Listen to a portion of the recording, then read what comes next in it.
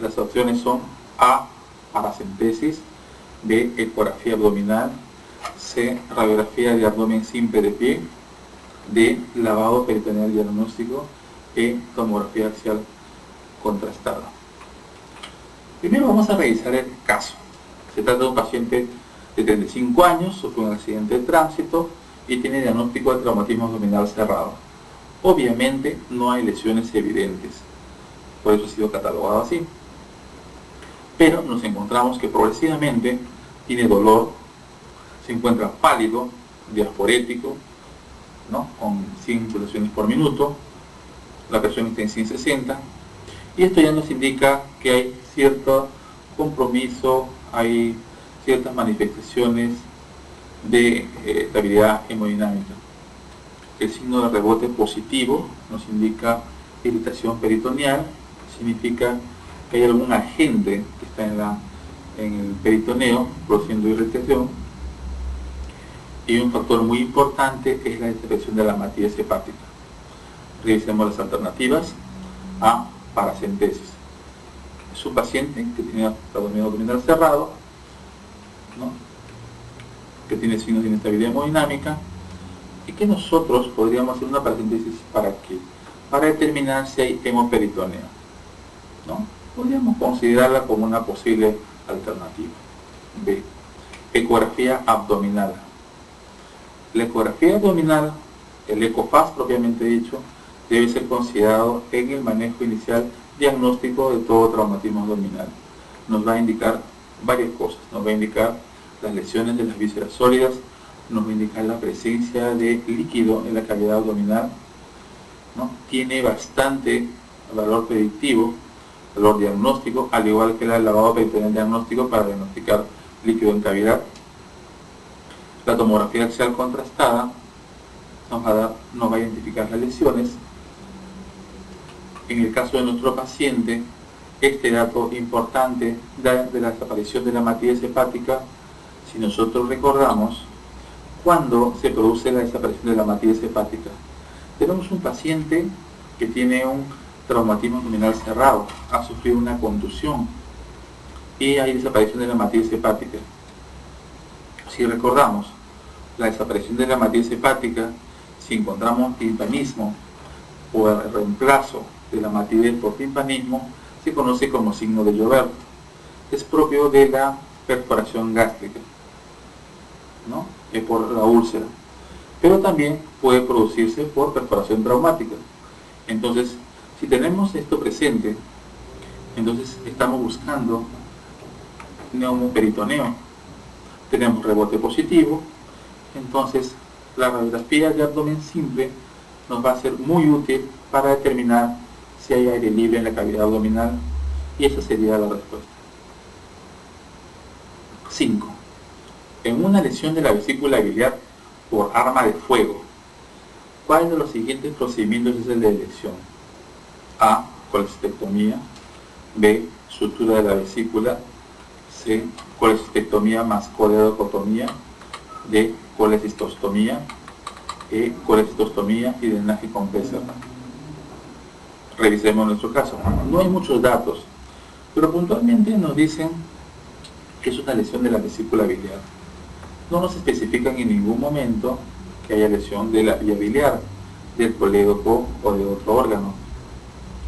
Si nosotros revisamos las alternativas, colecistostomía y drenaje con PCR, ¿solucionaríamos el problema de una lesión en vesícula biliar con una colecistostomía? Si hay una herida por bala, la vesícula está perforada, colocar un PCR, ¿qué haríamos? Drenar solamente la bilis. La colecistostomía, por lo tanto, no sería una alternativa. La alternativa D y E estaríamos descartando. La alternativa C, colecistectomía más coledocotomía. Extirpar la vesícula y hacer una lesión del coledo.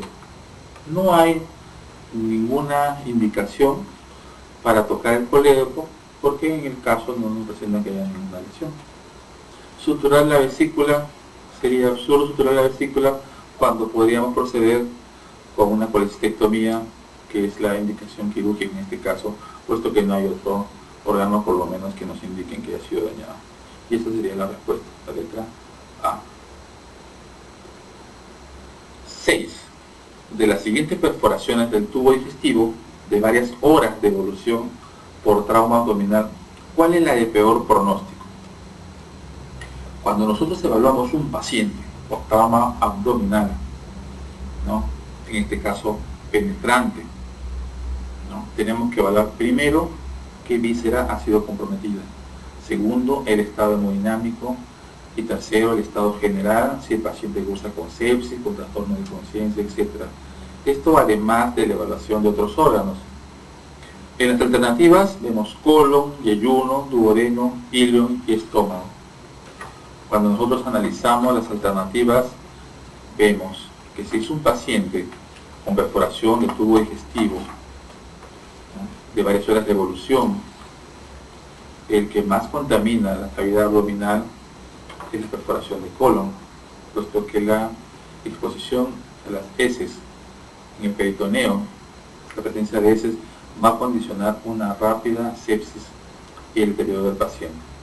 Y esa es la respuesta, la letra A, colon. 7. En un paciente con traumatismo abdominal cerrado, sin pérdida de conciencia, lo más indicado para determinar la ruptura de una víscera sólida es A, paracentesis, B, control del hematocrito, C, control de la hemoglobina, D, radiografía simple de abdomen, E, laparotomía exploratoria. Vamos a analizar primero el caso. Traumatismo abdominal cerrado, ya hemos revisado el manejo, no hay pérdida de conciencia, no hay proceso hemodinámico, por lo tanto, entonces queremos determinar si hay ruptura de una víscera sólida. Bueno, podemos hacer una ecografía, podemos hacer una tomografía, pero no están dentro de las alternativas. Si tenemos, la letra B y C, tenemos hematocrito y hemoglobina. Nosotros podríamos determinar con el hematocrito o con hemoglobina seriado que se trate de una ruptura de una víscera sólida. Pues definitivamente no, porque cualquier órgano lesionado nos va a hacer descender el hematocrito y la hemoglobina. Es muy específico. Radiografía simple de abdomen. La radiografía simple de abdomen nos va a servir más para descartar la presencia de neumoperitoneo, que es perforación de víscera hueca. La laparotomía exploratoria, generalmente procedemos a una laparotomía si tenemos un diagnóstico de certeza. La paracentesis, o mejor, la paracentesis sola, o el lavado peritoneal diagnóstico, tiene un alto grado de valor en diagnóstico en el caso de demostrar hemoperitoneo, y indirectamente estaríamos demostrando la ruptura de una víscera sólida, y eso sería la respuesta, la letra A. Paciente politraumatizado con lesión severa de hígado que requirió taponamiento hepático. El plazo de retiro de los apóstoles se recomienda después. Esta es una pregunta de concepto. Generalmente las lesiones mínimas, primero que el hígado, las lesiones hepáticas se observan, pero cuando el grado es tal de la lesión y tenemos ruptura hepática, hay inestabilidad hemodinámica y procedemos a la laparotomía y las condiciones del paciente así lo determinan, pues muchas veces tenemos que proceder a un taponamiento hepático para cohibir la hemorragia. Por concepto, los tapones hepáticos, el packing, se van a retirar mínimo de 12 a 7 días, de 12 horas a 7 días de colocados. Esa es la respuesta C. 9. Paciente en el 6º día posoperatorio por peritonitis debida a perforación traumática de colon. La herida operada presenta vesículas hemorrágicas en la superficie de la piel. Al explorar la herida se encuentra con neurosis edematosa de color gris pizarra y tejido celular subcutáneo fascilado. El probablemente diagnóstico es una gangrena gaseosa, absceso de herida por gran negativos, la fascitis necrotizante, celulitis por estreptococo. El paciente ha sido operado con una peritonitis, una perforación de colon. nosotros esperaríamos rápidamente la presentación de una complicación muy común, que es la infección del herido operatorio los primeros días, puesto que se trata de material eminentemente contaminado, que sería por gram negativos o por anaerobios. La gangrena gaseosa está producida por Clostridium, generalmente produce mionecrosis, son heridas más profundas. El acceso de herida por gram negativo podríamos considerarlo, la fasciitis también, porque hay compromiso de la coneurosis, pero la celulitis por estreptococo es algo que podríamos descartar porque simplemente hay compromiso de piel, eritema, ¿no? La respuesta correcta sería el flemón, porque después de los 5 días generalmente es una infección por otros gérmenes y el flemón es lo más común en estos casos. Vamos a ver algunas preguntas de politraumatismo. Ingresa en emergencia a una mujer por sufrir una herida punzopenetrante a nivel del sexto espacio intercostal izquierdo, a nivel de la línea medio clavicular. Presenta disnea severa, cianosis, irritación yugular y ruidos hidroaéreos en el tórax izquierdo. ¿Cuál es el diagnóstico más probable? Cuando nosotros evaluamos un paciente por traumatismo, pues tenemos que ver dónde es la herida. De acuerdo a dónde se produzca la herida, vamos a determinar qué órgano puede haber sido dañado, ¿no? En este caso, es una herida punzopenetrante a nivel del sexto espacio intercostal izquierdo. Significa que es una herida en tórax, pero en la parte baja, la línea medio clavicular. No nos dan la dirección de la herida, que es algo que probablemente se va a determinar en el acto operatorio, pero ya presenta disnea severa, cianosis, inmovilización yugular y ruidos hidroaéreos en el tórax izquierdo. Vamos a revisar las alternativas. A. Lesión diafragmática. Veamos.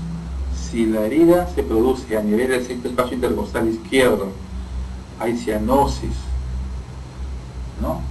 Y hay ruidos hidroaéreos en el tórax izquierdo, ¿es posible una lesión diafragmática? Es posible, ¿no? Si las vísceras ingresan rápidamente al tórax, van a producir una cianosis de instalación rápida.